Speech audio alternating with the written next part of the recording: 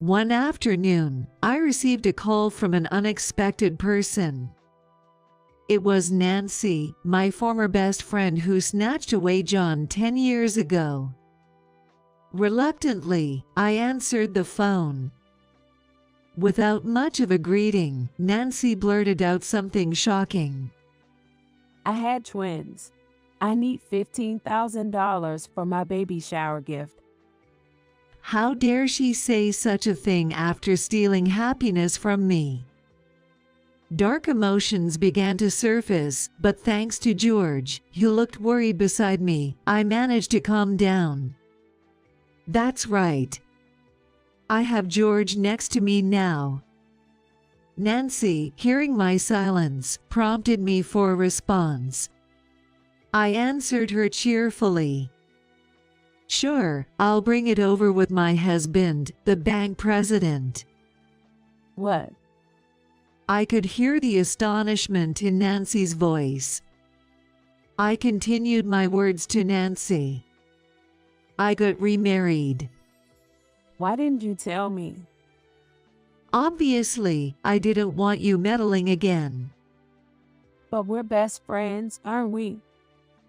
Nancy screamed about betrayal, but I just smiled. Then I slowly replied, You betrayed me first. Nancy was at a loss for words. I hung up and explained everything to George beside me. And we decided to go ahead with our revenge plan. My name is Emma. I'm a 45-year-old housewife. I am happily married with my husband and 2 children. George is my second husband. He was a single father with 2 kids already. I wanted to support him when we met and decided to marry him. George is very kind and family-oriented. Despite being busy with his work, he helps out with household chores and child care. I really love him. Conversely, I still think my first marriage was a failure. I met my ex-husband John through the internet. We matched and got married around when I turned 30 because we clicked well. But after getting married, I realized our hobbies and values were completely incompatible. But by then, it was too late. Still, both John and I tried to compromise at first. The dark clouds over our marriage began about a year after our wedding. It started when my best friend visited our new home. This led to my downfall into despair. Hey Emma, can I come over to your house? Well, Nancy. That was the call from Nancy, my best friend. She couldn't make it to our wedding, so she wanted to come over to celebrate us. Would it be okay to come over when your husband is home? I want to greet him. I'd love that. Please come over. Nancy has been my best friend since high school. She was the first to speak to me when we started school. Despite everything, I still loved her dearly. I readily agreed to Nancy's proposal, never imagining it would lead to such an outcome. The following week, Nancy arrived at my new home with plenty of gifts. Nice to meet you. I'm Nancy, Emma's best friend. Nice to meet you, too. Emma's always talking about you. Nancy smiled sweetly and greeted John. Following John's lead, she entered the living room. I walked behind them and headed straight to the kitchen. Oh, I'd like some tea. Then I'll have some too. John usually sticks to coffee, so him drinking tea was a surprise. From the kitchen, I sighed as I looked into the living room. Got any tea? While asking me, John was fixated on Nancy, not even looking my way. Nancy has always been beautiful, and she's even more stunning now, so I understand why he's captivated. But still, as a married man, it seems inappropriate to drool over her. Despite my farts, I responded, "Yay, we don't usually have it. Nancy, you couldn't drink coffee, right?" I can, but Nancy said, glancing at John. I like Nancy, but I honestly dislike that gesture of hers. Because when Nancy acts like that, most men end up doing whatever she wants. Since you've come all this way, you'll go buy some? As expected, I sighed at his words. Nancy looked a bit troubled but didn't say she would settle for coffee. Reluctantly, I went to buy tea. After purchasing it at the nearest supermarket, I walked home. Then, my phone rang. It was John. Sorry. Could you also buy some sweets on your way back? Well, wait. John hung up before I could respond. After that, no matter how many times I called, John didn't answer. He must be engrossed in conversation. Reluctantly, I stopped at a bakery before heading home. Yeah, I'm home. Oh, welcome back. When I entered the living room, the window was open. They were both lightly dressed. Perhaps it had been too hot. They should have just turned off the heating. I talked to while thinking. Was it hot? Yeah, it was kinda hot. You should have turned off the heating. Yeah, that would have been a good idea. John seemed flustered. There was no change in the living room, and Nancy was smiling at me. I had a bad feeling but pretended not to notice and laid out the cake. Here you go. thanks, Emma. Nancy thanked me cheerfully and picked out a cake, then sat down next to John to eat. I watched them and felt uneasy. But since Nancy has always been someone who gets close to people, I thought it was pointless to say anything and tried not to think about it. Hey, Emma, John is really wonderful, isn't he? I guess so. I answered shyly to Nancy's comment. Then, with a pretty smile, Nancy continued talking while resting her hand on John's knee. Yes, he's really handsome, and above all, he's a banker. That's impressive. Thank you. You're lovely too, Nancy. Oh, I'm flattered. John, a banker who had recently been promoted, smiled happily when Nancy complimented him. Though it was supposed to be the three of us, it somehow turned into their own little world. Feeling uncomfortable, I silently ate some cake and moved to the kitchen. John, can I come again? Of course. Please catch up again? Right, Emma? And I looked up. That was when I first noticed Nancy leaning against John. You can come, but aren't you guys getting too close? Are you jealous, Emma?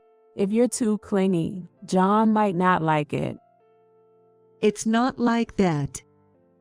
When I responded firmly to Nancy's teasing, John frowned. Emma, that's rude to Nancy, who came all the way here. Apologize. What? You need to apologize to her.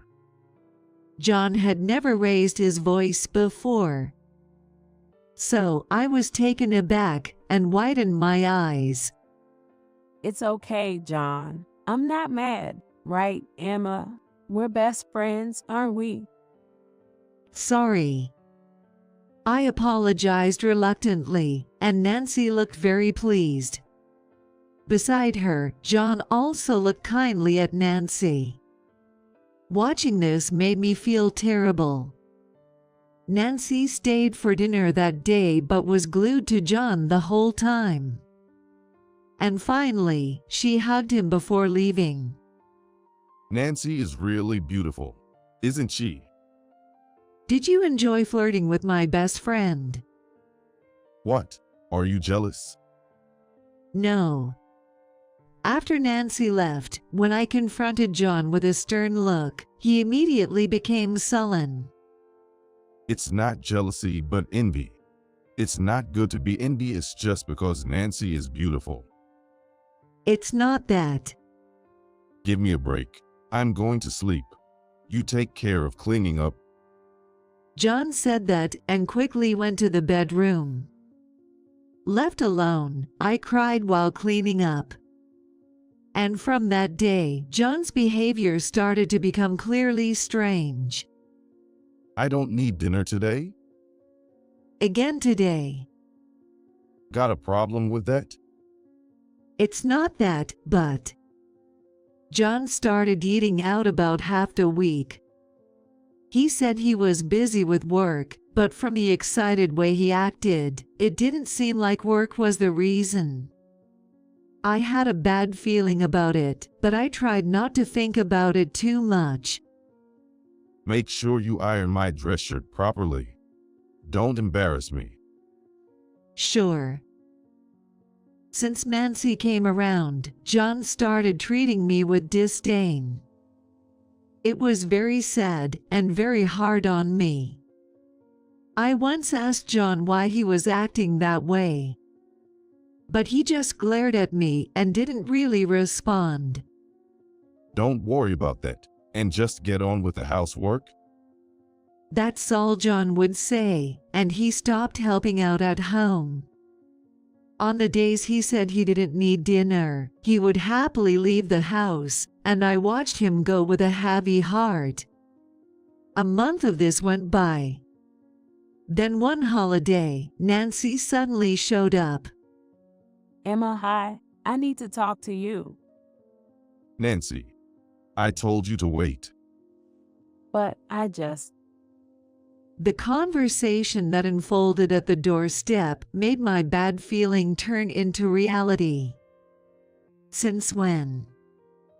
John answered awkwardly, muttering. Since the day Nancy came. Hearing that, my world went dark. Then Nancy spoke to me. I thought it was wrong. He's your husband, Emma. But I fell in love with John. As she said this with tears in her eyes, John moved closer to her. Honestly, I had sensed this might happen ever since I first introduced them. I had just looked away. Are you going to divorce me? Sorry, but I've fallen in love with Nancy. I'll pay the settlement. So please don't ask her for it. John's words hit me like a blunt object, and anger surged within me. Why do you get to decide that? I'm asking for a settlement from both of you. Okay, I'll take care of Nancy's part too. Do as you please. I couldn't hold back my scream as I saw the man I loved protect his mistress, and Nancy flinched. John held her protectively. I felt like I was losing my mind. I divorced John soon after and moved out with the settlements from both of them. I heard through the grapevine that they got married not long after. While I was grieving, I started a new life. Fortunately, I found a job quickly. Once I got used to the job, I found a new boyfriend, and I gradually stopped thinking about John and Nancy. My new boyfriend, George, is a very kind man. George is divorced with 2 kids. Despite his busy job, he puts his all into parenting, and I completely fell for him. George loves me wholeheartedly. He introduced me to his kids early on, and they got along well with me. After dating for about 3 years, we got married. Surrounded by blessings from our friends, I quit my job to support him and became a homemaker. I lead a very happy life now. I no longer think about John and his life, enjoying a smooth-sailing marriage. Trouble often strikes when least expected. One afternoon, I received a call from an unlikely person. It was Nancy, my former best friend who had stolen John from me a decade ago. Reluctantly, I answered the phone. Right away, Nancy blurted out something astonishing, skipping any formalities. I had twins. I'd love a $15,000 baby shower gift. After she had taken my happiness, the nerve of her. Dark feelings began to stir within me, but George, looking concerned by my side, brought me back to my senses. Right. I have George next to me now. Nancy, not hearing a reply, pressed me for an answer. I responded cheerily to her. Sure, I'll bring my husband, the bank president. What? I could hear Nancy's incredulous voice. I continued. I got remarried. Why didn't you tell me? Obviously, I didn't want any interference again. We're best friends, aren't we? Nancy screamed about my being cold-hearted, but I just smiled broadly. Then I slowly replied. The first betrayal was yours, Nancy. Nancy was at a loss for words. I hung up unilaterally and explained the situation to George beside me. That's when I decided to go ahead with my plan for revenge. George and I discussed and refined the plan. Originally, I had forgotten about the plan due to the joy of our relationship. But if she's going to bring it up again, that changes things. You should go all out. Thanks. I replied gratefully and nodded. Then, I repeatedly simulated the upcoming meeting with Nancy set for the following week. On the appointed day, I headed to the address Nancy had given and rang the doorbell. Welcome. Well, is he your husband?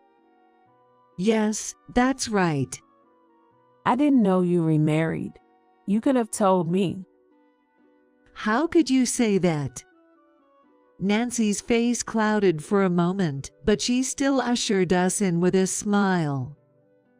The interior of the house was larger than the one John and I had lived, with designer clothes and bags scattered around. All obviously Nancy's. Do you still like designer goods? Yeah, but honestly, I prefer simpler things. Though I had asked the question, Nancy oddly answered, looking at George. That reminded me of how John had behaved. I wanted to shout right then and there. George stopped me. Nancy, Emma was the one who asked a question. I don't really need to know. Oh, right. Caught off guard, Nancy's face fell flat. Just seeing it makes me happy. Thank you. You're welcome. George, who says this with a smile, I truly believe is my greatest ally. As we enter the living room, there's John, lounging comfortably, who looks up in surprise when he sees me. Emma, what are you doing here? What do you mean? Nancy invited me. Really? Nancy? Why did you invite her? John looked confused. Then he looked behind me, and his surprise deepened. The bank president. Why are you with Emma? I remarried. He's my husband. What? You remarried? John kept tilting his head, comparing me and George. George's brows furrowed at John's rudeness. Do you have a problem with my wife? No, absolutely not. John straightened up as he replied, looking rather pathetic. Nancy seemed to think the same, sighing exaggeratedly. But that's Nancy for you, not stopping there. Nice to meet you. I'm Nancy, Emma's best friend. She said, leaning towards George, who dodged her. Yet Nancy didn't give up. You're so handsome.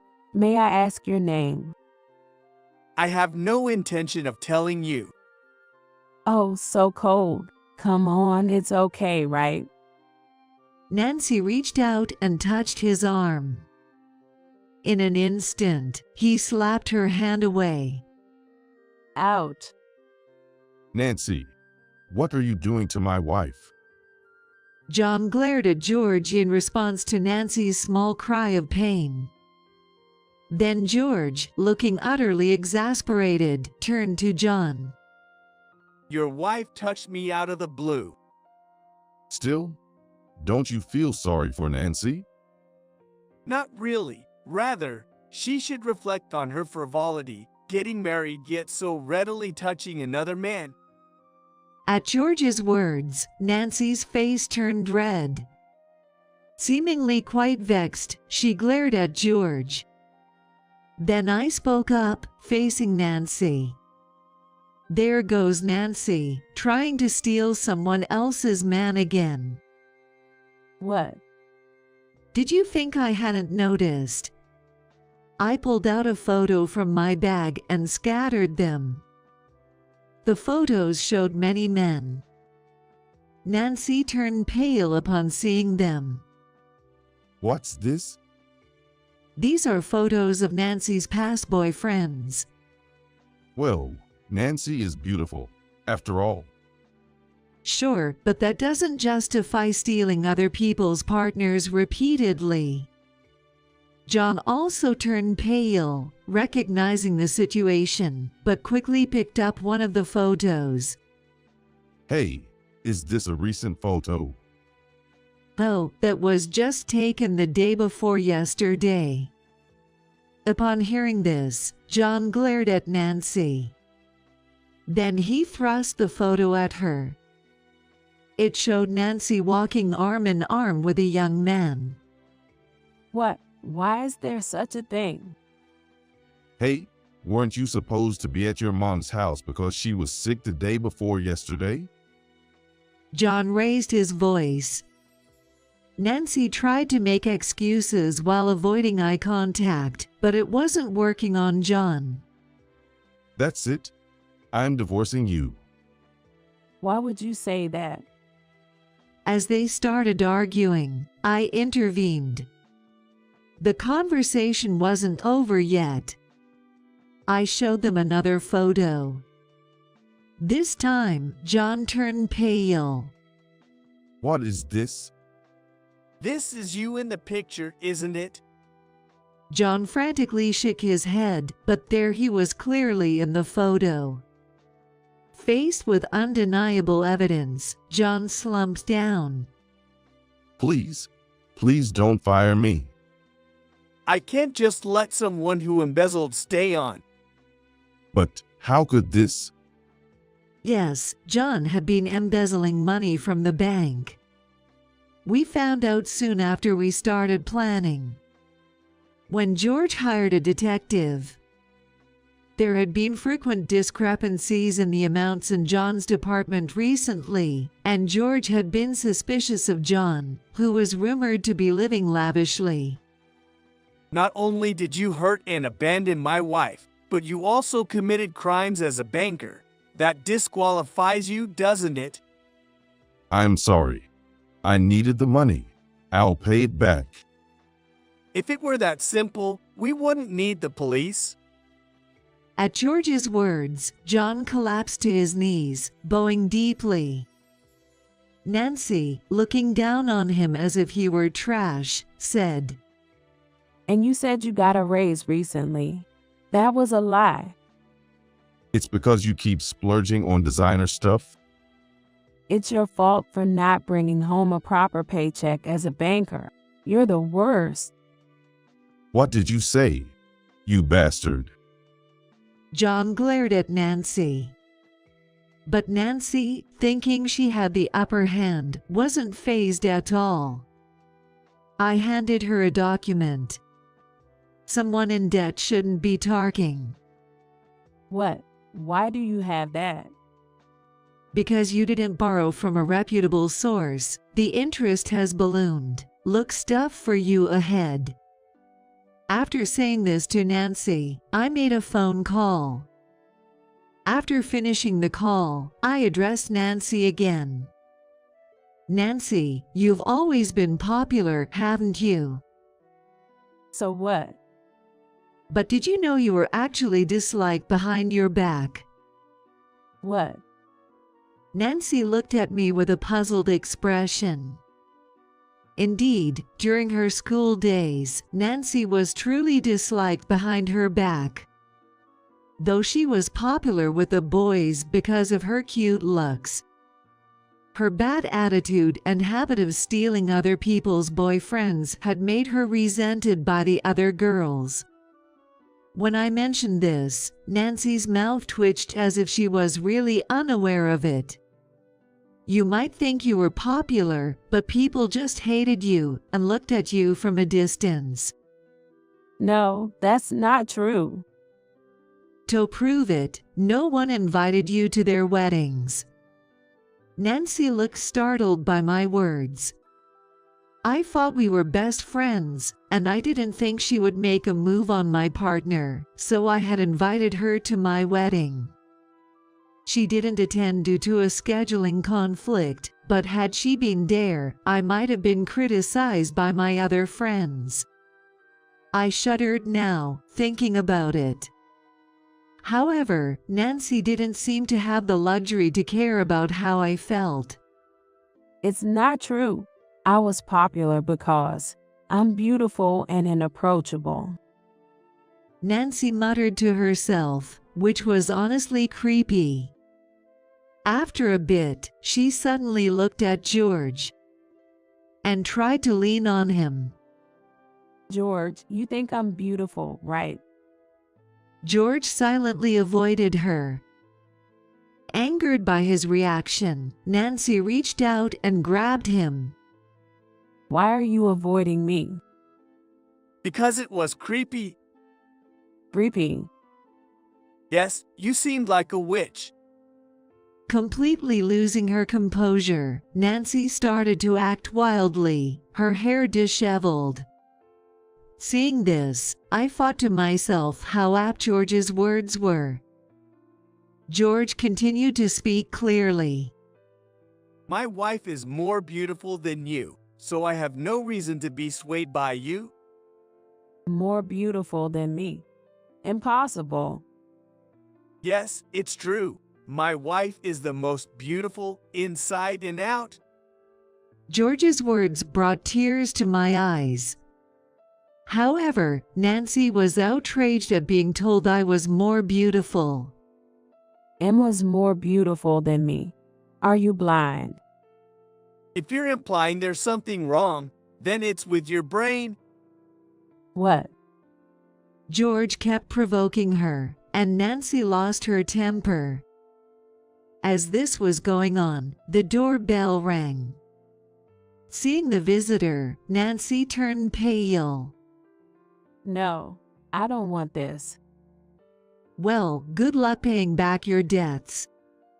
No.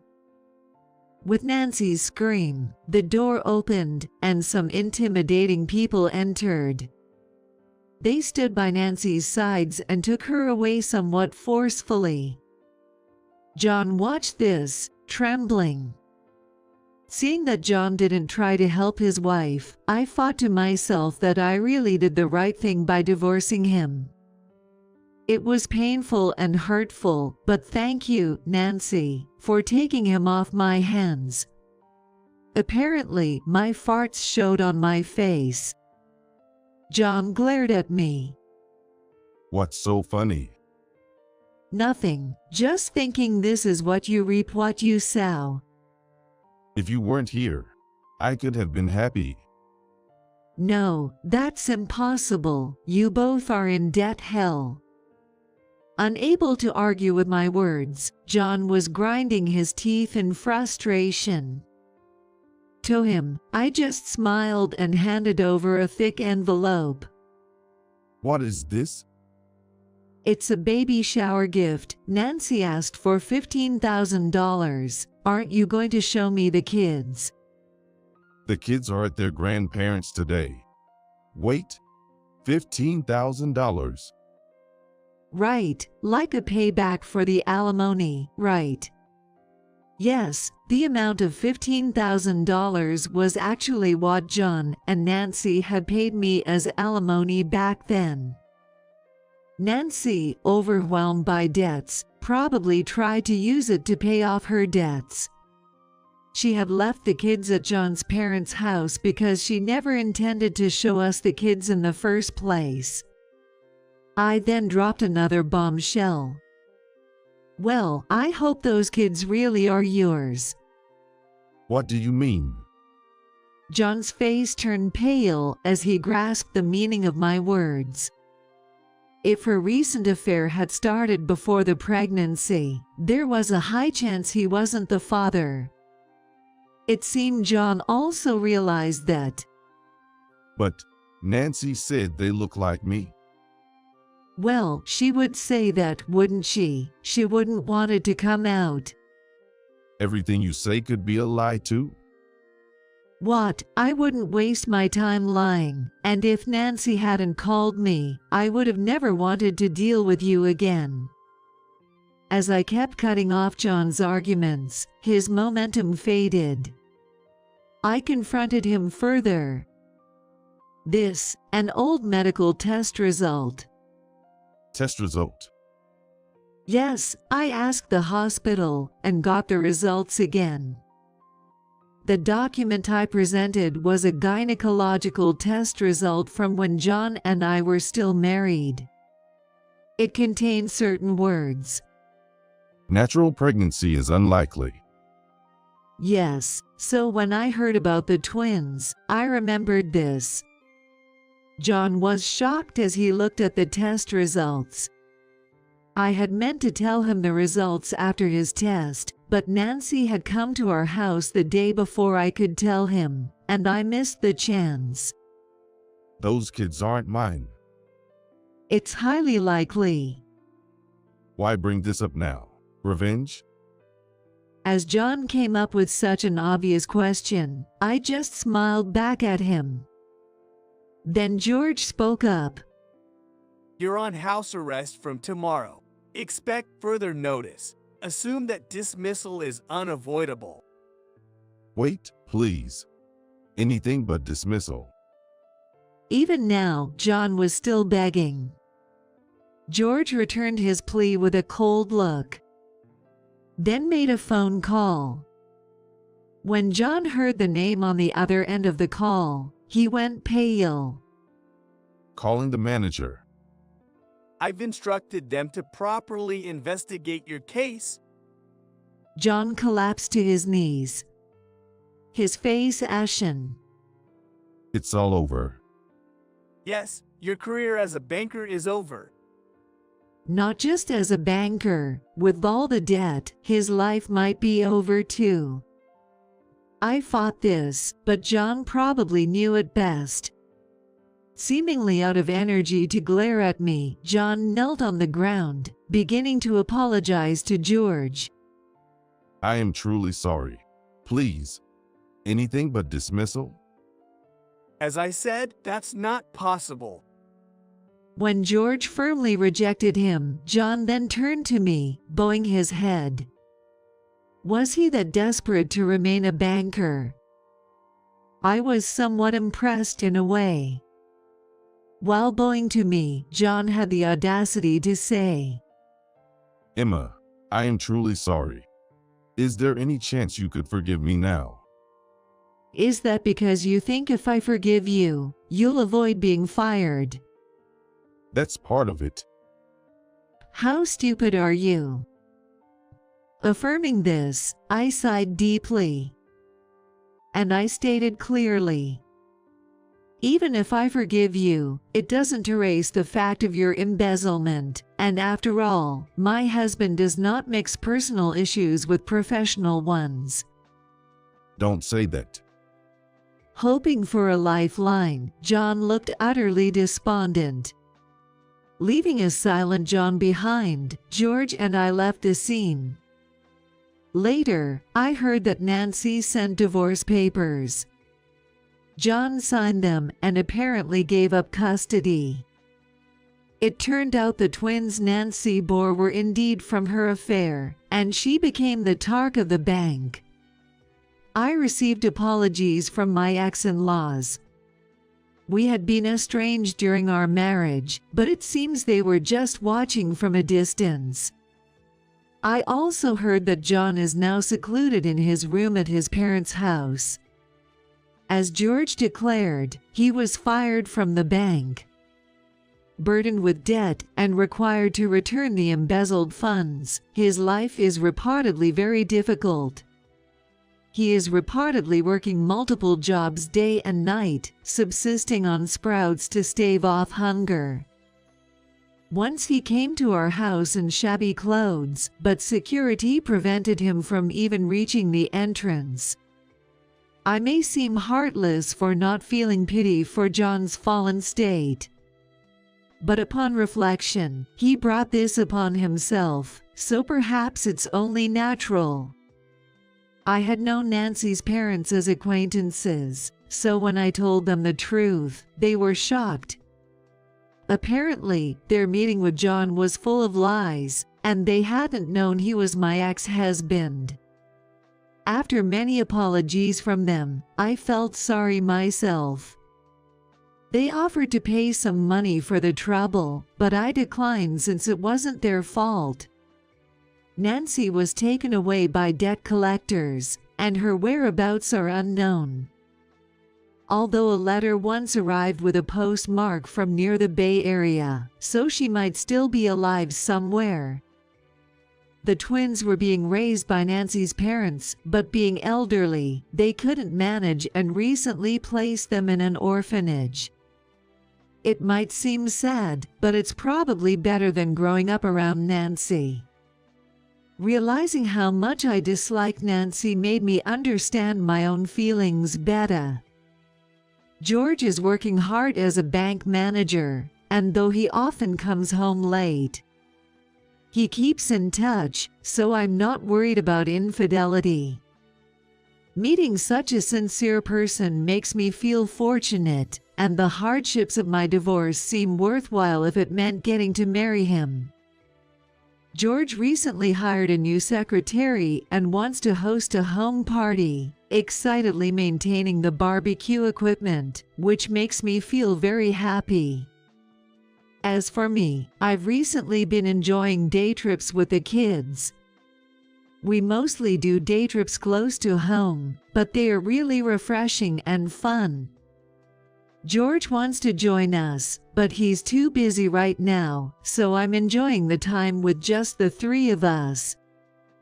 The older child, already a middle schooler, still affectionately calls me Mom. And the younger one hugs me and says I love you, making every day feel blissful. And now, a new life is growing inside me. Despite being 45 and facing a high-risk pregnancy with my first child, I am determined to nurture this gift of life. The kids are excited about having a much younger sibling, and we plan to choose a name for the baby as a family of 4 soon. If it's a girl, I won't let her get married. Come on, you're getting ahead of yourself. George suggested we wait to find out the gender, so we don't yet know if it will be a boy or a girl. Thanks to this, we spend our days happily imagining the future. Despite some tough days, my current happiness seems to override the past, and I feel very fortunate now. I have a feeling that the future will be bright. These farts crossed my mind as I gently touched my belly.